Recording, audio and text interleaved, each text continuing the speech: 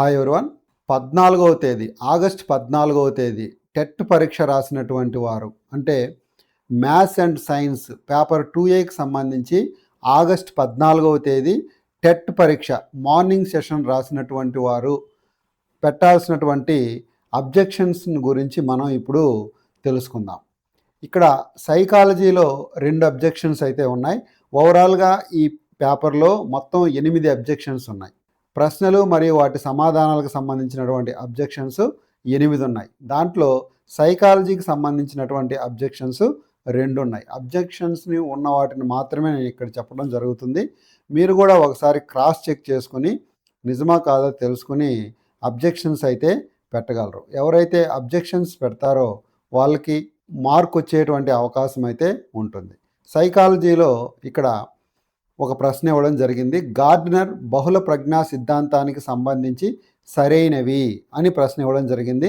Options 3 options అయితే ఇచ్చి మరలా వాటిలో ఏబి సెలెక్ట్ చేసుకోమని ఇవ్వడం జరిగింది.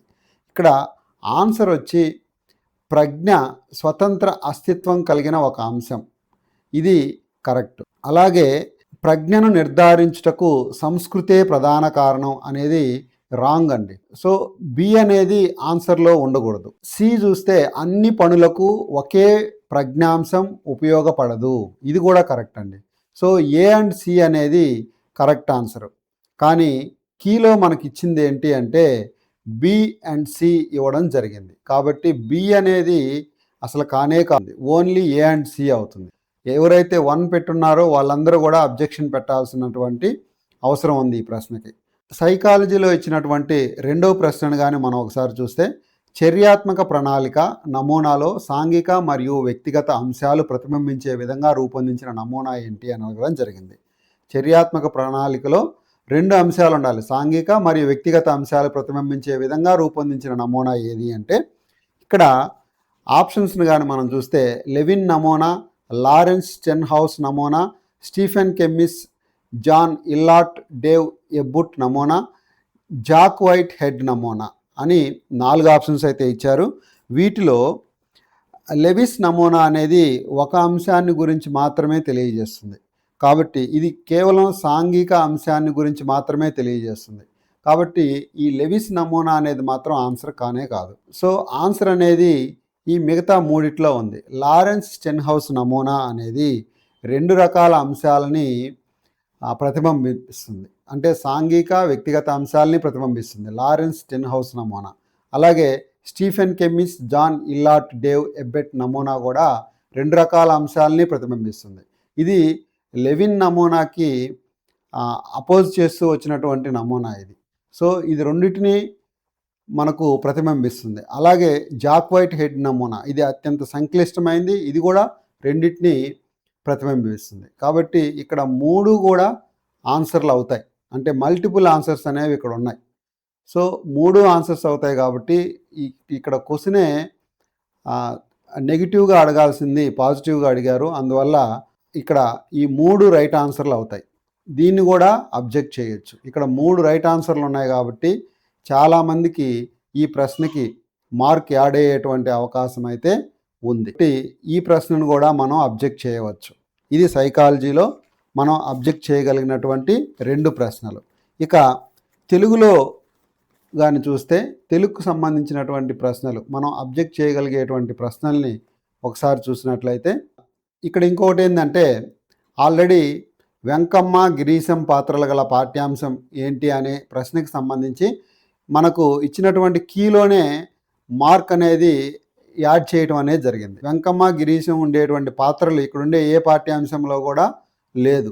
ఇది వాస్తవంగా కన్యాశుల్కం అనే పాఠ్యాంశంలో పాత్రలు అనమాట. వెంకమ్మ గిరీశం అనే పాత్రలు కన్యాశుల్కం అనే పాఠంలో ఉండేటువంటి పాత్రలు. కాబట్టి ఇక్కడ కీలోనే, ఇనిషియల్ కీలోనే మనకు ఈ ప్రశ్నకి మార్క్ అయితే యాడ్ చేయడం జరిగింది. అది మనందరికి కూడా తెలిసిందే. ఇక తెలుగులో మరొక ప్రశ్న మార్క్ యాడ్ అయ్యేటువంటి ప్రశ్న, మనం అబ్జెక్ట్ చేయగలిగేటువంటి ప్రశ్న మరొకటి ఉంది అని నాకు అనిపించింది. మన మిత్రులు ఆ ప్రశ్నను తెలియజేయడం జరిగింది.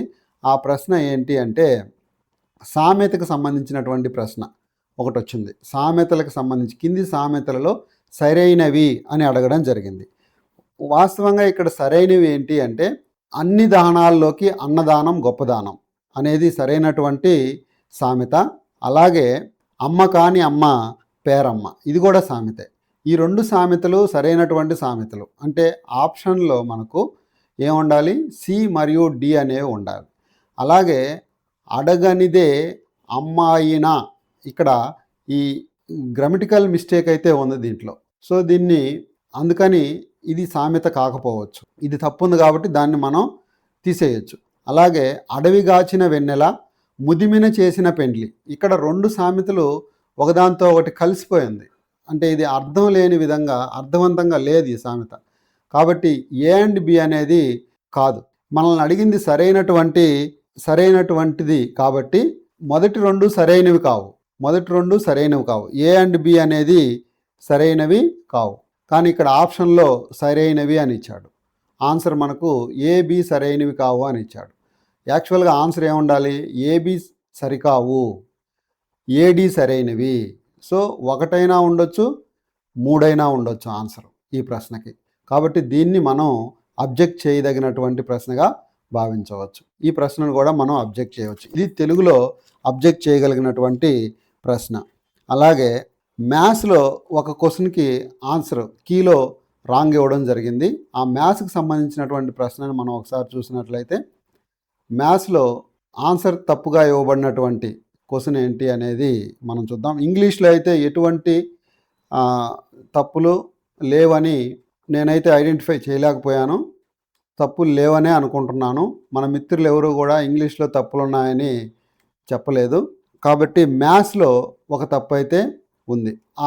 ఆ ప్రశ్న ఏంటి అనేది ఇప్పుడు మనం చూద్దాం. ఏబిసి త్రిభుజంలో అని ఒక ప్రశ్న ఇవ్వడం జరిగింది. ఏబిసి త్రిభుజంలో అని ఒక ప్రశ్న ఇచ్చి ఈ ప్రశ్న ఏబిసి త్రిభుజంలో ఏబిసిలు భుజాల పొడవులు మరియు a² + c² = 3b² c² = 2ab అయిన యాంగిల్ ఏసీబీ అనే ప్రశ్న రావడం జరిగింది. దీనికి సరైనటువంటి సమాధానం 90 degrees ఉండాలండి. కానీ మనకు ఆన్సర్ వచ్చి 45 degrees అని ఇవ్వడం జరిగింది. కాబట్టి ఇది కూడా రాంగ్. కాబట్టి ఎవరైతే 4 ఆప్షన్గా ఎంచుకొని ఉన్నారో వాళ్ళకి మార్క్ యాడ్ అయ్యేటువంటి అవకాశం ఉంది. కాబట్టి దీన్ని కూడా అబ్జెక్ట్ చేయాలి. 4 ఆప్షన్ పెట్టినటువంటి వారందరూ కూడా ఈ ప్రశ్నని అబ్జెక్ట్ చేయాల్సినటువంటి అవసరం అయితే ఉంది. అలాగే ఇక మ్యాథ్స్లో ఎటువంటి తప్పులు లేవనే అనుకోవాలి. నెక్స్ట్ ఫిజికల్ సైన్స్కి కానీ వెళ్తే ఫిజికల్ సైన్స్లో మనకు ఒక ప్రశ్న 2 రకాల సమాధానాలని ఉన్నట్టుగా తెలియజేయడం జరిగింది ఒక ప్రశ్నకి. అదేంటనేది ఇప్పుడు చూద్దాం. 6 యూనిట్ల తీగ కలిగినటువంటి అని ఒక ప్రశ్న ఇవ్వడం జరిగింది. ఇదండి 6 యూనిట్ల తీవ్రత గల భూకంపంను 4 యూనిట్ల తీవ్రత గల భూకంపంతో పోల్చినప్పుడు వినాశకర శక్తి ఇక్కడ శక్తి అనేది 2 రకాలుగా కొలవచ్చు అనమాట. ఆ 2 రకాలుగా కొలిచినప్పుడు ఒకసారేమో 1000 రెట్లు అవుతుంది, మరొకసారేమో 100 రెట్లు ఎక్కువ అవుతుంది. అది ఒకసారి మనం గమనిస్తే యాంప్లిట్యూడ్ డిఫరెన్స్ అని చెప్పాల్సి వచ్చినప్పుడు 10² అని చెప్తాం, అంటే 100 times మోర్ అని చెప్తాం. అలాగే ఎనర్జీ డిఫరెన్స్ వచ్చేసరికి అంటే ఇక్కడ యాంప్లిట్యూడ్ అండ్ ఎనర్జీ డిఫరెన్సెస్ అనేవి 2 రకాలుగా ఉంది.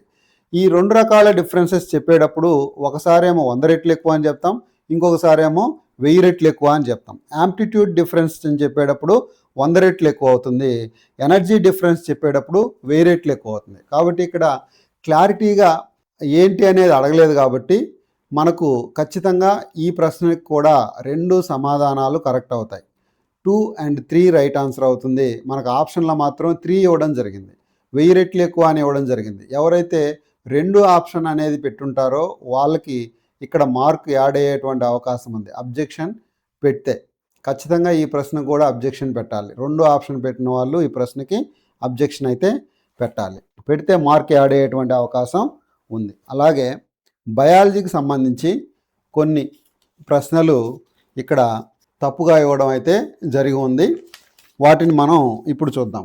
బయాలజీకి సంబంధించినటువంటి ప్రశ్నలు 3 ప్రశ్నలు తప్పుగా ఉన్నట్టుగా నేను గుర్తించడం జరిగింది.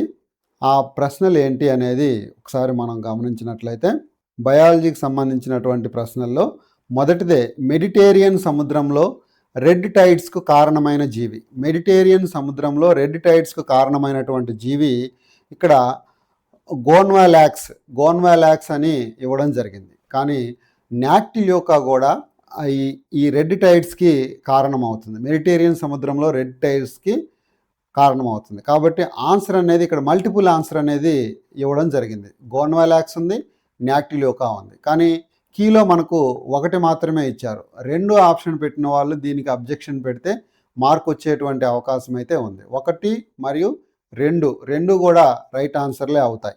అలాగే బయాలజీలో మరొక ప్రశ్న కానీ చూసినట్లయితే నిజకేంద్రకం, కణకవచం, కేంద్రక త్వచం అని చెప్పి ఒక ప్రశ్న ఇవ్వడం జరిగింది. నిజకేంద్రకం, కణకవచం, కేంద్రక త్వచం కలిగిన కణయుత శరీర సంవిధాన కలిగిన పరపోషక జీవులు ఈ రాజ్యంలో ఉంటాయి. మొనీరా, శిలీంధ్రం, ప్లాంటే, ప్రోటిస్టా అని ఆప్షన్స్ ఇవ్వడం జరిగింది. నిజకేంద్రకము అనేది మొనీరాలో అయితే నిజకేంద్రకం ఉండదు. ఇక్కడ శిలీంధ్రం తీసుకున్నాం అనుకో, శిలీంధ్రంలో నిజకేంద్రకం ఉంటుంది, కణకవచం ఉంటుంది, కేంద్రక త్వచము కూడా ఉంటుంది. సో ఇది కణయుత శరీర సంవిధానం కలిగినటువంటి పరపోషక జీవులకి ఉదాహరణగా మనం చెప్పవచ్చు శిలీంధ్రాలని. కాబట్టి 3 అనేది రైట్ ఆన్సర్ అవుతుంది. ప్రోటిస్టా తీసుకుంటే ప్రోటిస్టాలో మనకు నిజకేంద్రకం ఉంటుంది, కణకవచం ఉంటుంది. అయితే కణకవచము అనేది కొన్ని జీవుల్లో మాత్రమే ఉంటుంది, కొన్ని జీవుల్లో కణకవచము ఉండదు. ప్రోటిస్టాకు సంబంధించినటువంటి కొన్ని జీవుల్లో కణకవచం ఉంటుంది, కొన్ని జీవుల్లో కణకవచం ఉండదు, అన్నిట్లో ఉండదు. కేంద్రక త్వచం మాత్రం ఉంటుందని చెప్పొచ్చు. సో ఇక్కడ కంప్లీట్గా అయితే శిలీంధ్రము రైట్ ఆన్సర్ అవుతుంది. ప్రోటిస్టా అనేది కొన్నిటికి మాత్రమే పరిమితం అవుతుంది. కాబట్టి ఆన్సర్ 2 అవుతుంది. 2 ఎవరైతే ఆన్సర్ పెట్టున్నారో వాళ్ళు దీన్ని అబ్జెక్ట్ చేయవచ్చు, మీకు మార్కు యాడ్ అయ్యేటువంటి అవకాశం ఉంది. ఇది బయాలజీకి సంబంధించి. మరొక ప్రశ్న ఆ కీలో ఆన్సర్ తప్పివ్వడం జరిగింది. నెమరు వేసే జంతువులలో బ్యాక్టీరియా సహాయంతో సెల్యులోజ్ జీర్ణమయ్యేటువంటి ప్రదేశం ఏంటి అని అడిగారు. ఇక్కడ ప్రథమ అమాశయంలోనే సెల్యులోజ్ జీర్ణం అవుతుంది. ప్రథమ అమాశయం అంటే ఆన్సర్ రూమెన్ అని ఉండాలి. రూమెన్ అనేది రైట్ ఆన్సర్. కానీ కీలో మనకు అందనాళం అని ఇవ్వడం జరిగింది. అందనాళం అనేది ఇక్కడ రాంగ్ ఆన్సర్ అవుతుంది. అందనాళం అనేది రాంగ్ ఆన్సర్ అవుతుంది. కాబట్టి దీనికి ఆన్సర్ అమాశయం అంటే 1 రైట్ ఆన్సర్ అవుతుంది. ఇది పేపర్ 2Aలో 14th ఆగస్ట్ రాసినటువంటి ఫస్ట్ సెషన్లో రాసినటువంటి పేపర్ 2A మ్యాథ్స్ అండ్ సైన్స్కి సంబంధించినటువంటి మనం అబ్జెక్ట్ చేయగలిగినటువంటి ప్రశ్నలు. నెక్స్ట్ వీడియోలో ఈ అబ్జెక్షన్స్ని మనం ఎలా చేయాలి అనేది తెలుసుకుందాం. Thank you for watching.